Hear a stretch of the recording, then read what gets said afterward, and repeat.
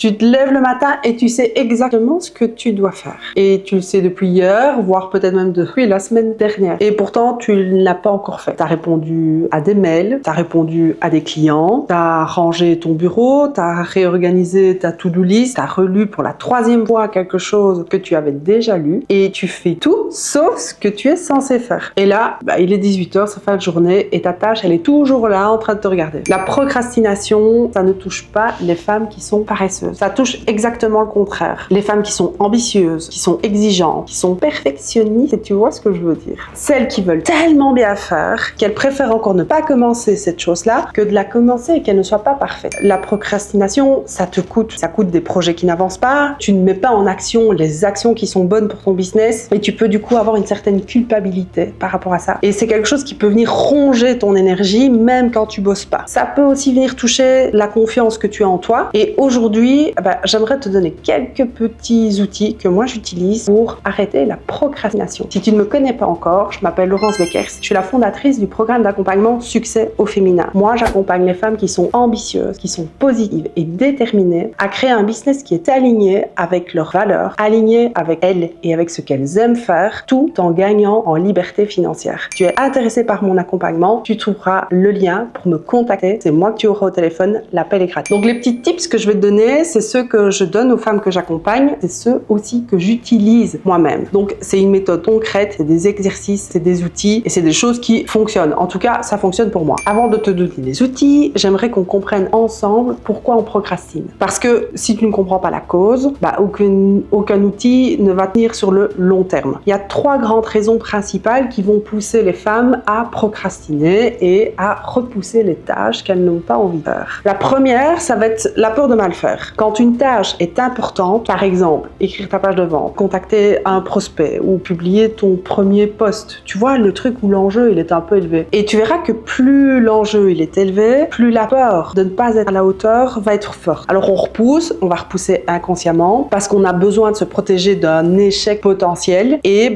quand tu ne commences pas, en fait, tu ne peux pas échouer. La deuxième raison, c'est l'absence d'une structure claire. En fait, quand ta journée elle n'est pas organisée, quand tu n'as pas décidé à l'avance des tâches que tu allais devoir faire, ton cerveau, il va prendre le chemin de la moindre résistance. Il va choisir ce qui est facile, il va choisir ce qui est immédiat, quelque chose qui va être agréable et qui pourrait être non important. Et la procrastination, ça prospère dans le vide organisationnel. Le troisième, c'est que parfois la tâche elle est trop grande. Tu te dis qu'aujourd'hui tu aimerais créer ton site internet, c'est tellement vaste, en fait ça peut prendre tellement de temps qu'en une journée c'est compliqué de réaliser un site et surtout on ne sait pas toujours par où commencer. Et quand on ne sait pas par où commencer, on a tendance à pas commencer du tout. Une tâche sans début clair, ça ne se fait pas. Et donc ces 3 raisons, elles vont appeler 3 types de réponses qui vont être complètement différentes et c'est ce qu'on va essayer de voir aujourd'hui ensemble. Alors mon premier outil, il est indispensable dans ma vie et je suppose que toi aussi, c'est l'agenda. Et j'ai cette loi, si c'est pas dans l'agenda, ça n'existe pas. Je traite mon agenda comme si c'était une loi, pas une suggestion, pas un guide approximatif. À partir du moment où c'est inscrit, je le fais. Alors qu'est-ce que j'entends par là et ça veut dire quoi exactement? Mon agenda, il est organisé par blocs. Il y a des blocs de temps qui sont consacrés à certaines entreprises, à certaines tâches et dans mon agenda, je note forcément mes rendez-vous. Mes temps de déplacement, ils sont comptés dans mes créneaux et moi je fonctionne par les tâches à réaliser de type administratif, répondre aux mails, ce genre de choses, toujours dans la matinée en fait et j'essaye de caser un maximum mes rendez-vous dans l'après-midi. Ça me permet d'avoir une organisation claire, ça me permet d'avoir quelque chose qui est établi. Moi je sais que je suis efficace le matin et que j'ai cette énergie-là de gérer ce qui va être plutôt administratif, plutôt bureautique et que par contre l'après-midi j'ai besoin d'avoir du contact avec des gens et c'est comme ça que j'ai organisé et que j'ai structuré mon agenda. Alors chaque tâche qui est importante, elle est notée dedans. Si je dois rappeler quelqu'un, c'est noté dans mon agenda avec le numéro de téléphone. Il y a toujours des heures de début, des heures de fin. Il y a un endroit où je dois aller, l'adresse est indiquée dans mon agenda. Je la mets dans mon Waze avec la date du rendez-vous, l'heure du rendez-vous. Comme ça, j'ai une notification à quelle heure je dois partir. Et quand je suis dans un créneau de tâches pour une de mes structures, je ne sors pas de ce créneau-là et je ne sors pas de cette tâche-là tant qu'elle n'est pas réalisée. Je travaille sur un agenda papier parce que pour moi, c'est plus facile et je vous donne un petit truc. C'est que pour chaque tâche qui va être un peu compliquée, un peu plus difficile ou qui va être moins chouette parce qu'on a tous des trucs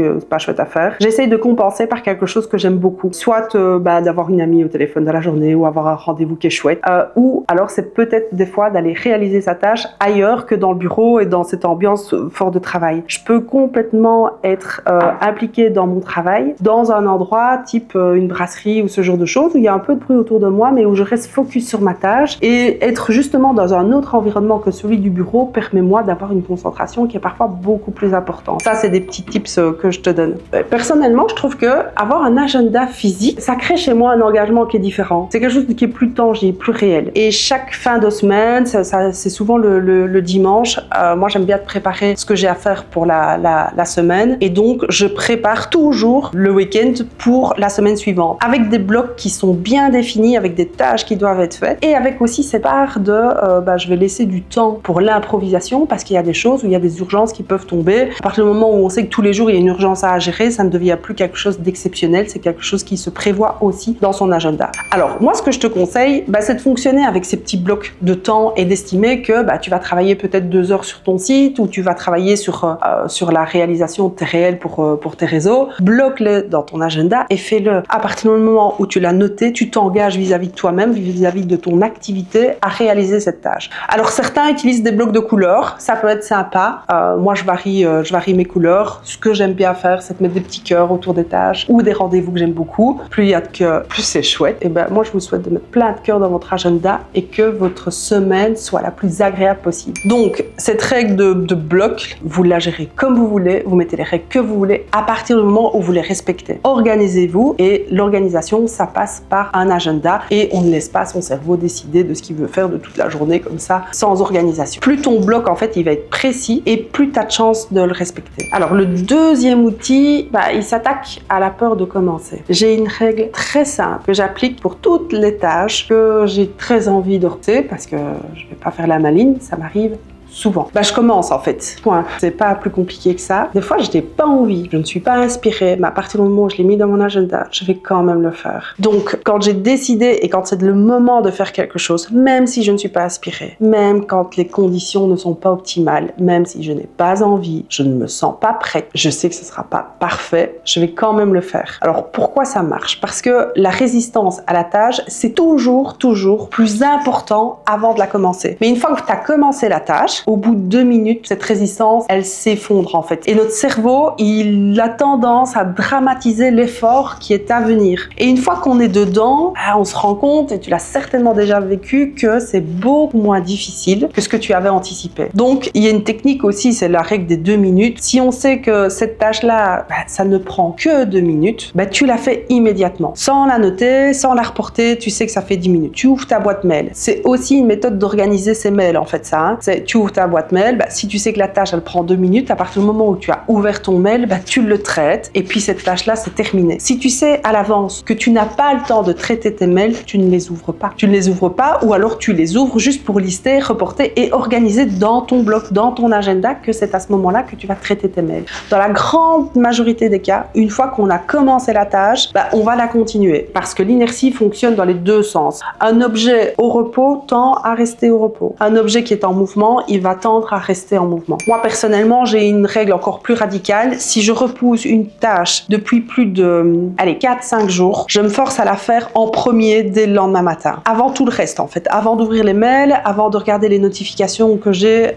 mon café pour démarrer le matin, je fais cette tâche-là. Parce que j'ai appris que si je repousse, ça ne disparaît pas. Ça grossit, ça reste dans ma tête, ça mange mon énergie. C'est quelque chose qui fatigue, en fait. Et ça occupe de l'espace mental, même quand je n'ai pas cette tâche qui est devant mon écran. Donc, le faire aussi imparfaitement que ce soit libère une énergie mentale considérable. Alors, une méthode aussi qui peut être utilisée, que je donne en astuce aux filles qui sont dans Succès au féminin, c'est d'utiliser la méthode Pomodoro. Tu as peut-être déjà entendu parler de cette méthode. C'est que tu mets un minuteur sur 25 minutes et pendant ces 25 minutes, tu te focalises sur la tâche que tu dois faire et uniquement sur cette tâche. Pas de notification d'email, de réseaux sociaux, sociaux, pas de téléphone à ce moment-là, on ne se lève pas pour aller prendre son café, tout ça a été fait avant. Tu prends 5 minutes pour te préparer et pendant les 25 minutes, tu es concentré uniquement sur ta tâche. Quand ton minuteur il sonne, tu as 5 minutes de pause. Tu vas rechercher un café, tu vas boire, tu fais ce que tu veux, tu regardes tes notifications, tu as 5 minutes de pause et puis tu recommences en fait ces 25 minutes. Et 25 minutes, c'est super court en fait.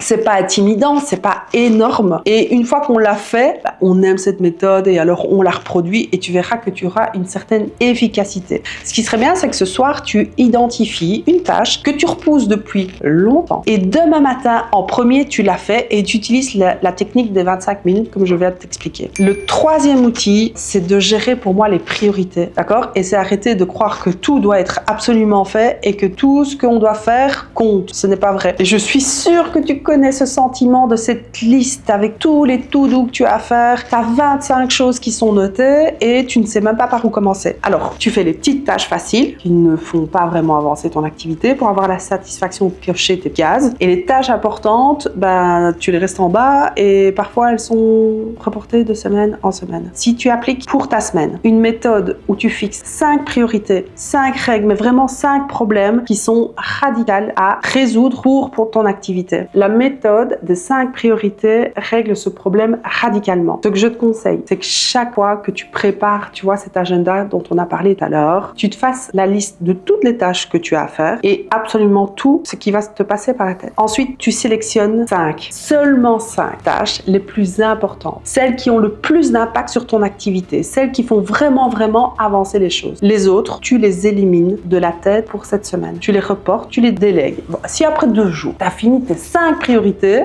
tu recommences. En fait, tu refixes tes 5 priorités avec la méthode qu'on a parlé, ça peut être Pomodoro ou cette histoire d'agenda, mais tu fixes par semaine 5 priorités absolues auxquelles tu te tiens. Comme ça, ta semaine, elle est organisée avec ton agenda autour de ces 5 priorités et en utilisant une méthode qui permet d'avoir des séances de concentration. Alors, ce que j'aime bien de faire, c'est ok, c'est bien de mettre tout ça en place pour avoir une semaine organisée, pour éviter de procrastiner, nanana. Quand même bien d'aller faire le topo de ce qui s'est passé et de regarder, tiens, est-ce que effectivement ça a fonctionné? Est-ce que toutes les tâches ont été réalisées? Qu'est-ce que je dois encore retravailler? Parce qu'il y a peut-être encore des choses qui n'ont pas été réalisées et pourquoi? Qu'est-ce qui s'est passé? Et c'est important de venir les identifier pour pouvoir les corriger. Ça va te prendre 10 minutes par semaine, mais ça va complètement changer ta relation au temps, à ta productivité et parce que ça va te permettre de prendre conscience de tes patterns, de ce que tu fais systématiquement et de ce que tu repousses. Et cette conscience, c'est le premier pas pour changer. J'ai un 4e outil. Alors celui-là, tout le monde ne l'aime pas, mais à un moment donné, il est utile, voire indispensable pour faire grandir ton business. C'est la délégation. Quand je vois que je n'arrive pas à faire une tâche que je me suis mise et que,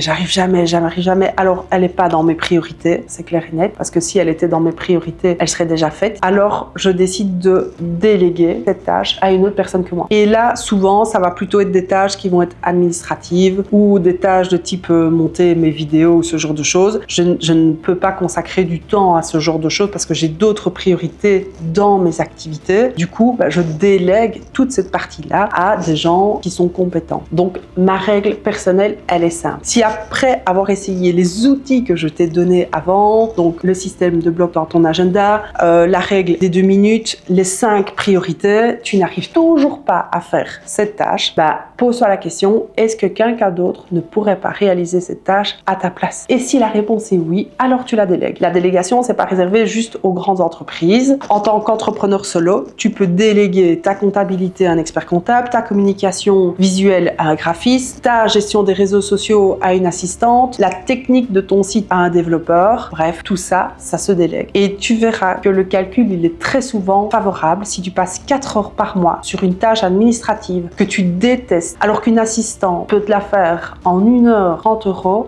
Combien valent les 4 € que tu as passé de ton temps, qui t'ont mangé ton énergie et sur lequel tu n'as pas pu vraiment avancer de façon concrète sur ton business? Moi, j'ai appris ça à mes dépens. J'ai pendant très longtemps voulu faire les choses moi-même par souci de contrôle, par souci d'économie aussi, jusqu'au jour où j'ai réalisé que ce que je ne déléguais pas, je le repoussais et ce que je repoussais ne se faisait jamais. Déléguer, c'est reconnaître que ton temps et ton énergie sont des ressources excessivement précieuses et que ce que tu n'as pas le temps de faire, quelqu'un d'autre peut le faire à ta place. Récapitulons les 4 outils concrets qu'on vient de voir. Le premier outil, l'agenda comme loi. Si ça n'est pas pas dans l'agenda, ça n'existe pas. Tu bloques des créneaux précis pour chaque tâche importante et tu les respectes comme des rendez-vous. Le deuxième outil, c'est de commencer avant d'être prête. La règle des 2 minutes est la technique Pomodoro pour attaquer les tâches que tu repousses. 25 minutes de focus total, sans exception. Le troisième outil, c'est de fixer les 5 priorités de la semaine. Tu choisis 5 tâches, pas 25. Et ta semaine est organisée autour d'elles avec une évaluation à la fin de celle-ci pour voir si oui ou non tu as bien réussi et te permettre d'ajuster. Le quatrième outil, c'est déléguer. Ce que tu repousses depuis trop longtemps et qui n'est pas dans ton cœur de métier, quelqu'un d'autre peut le faire à ta place. Ces 4 outils ensemble forment un système complet. Tu n'as pas besoin de les appliquer tous en même temps. Tu commences par un, le plus simple pour toi, et tu construis progressivement. La procrastination, ce n'est pas un défaut de caractère. C'est pas une preuve que tu n'es pas faite pour entreprendre. C'est juste un problème d'organisation et de structure. J'espère que cette vidéo t'a plu et qu'elle t'a aidé surtout dans ton business. Si c'est le cas, tu peux m'envoyer un commentaire, liker, et si ça t'intéresse de prendre rendez-vous avec moi, tu as tout le descriptif dans ma bio.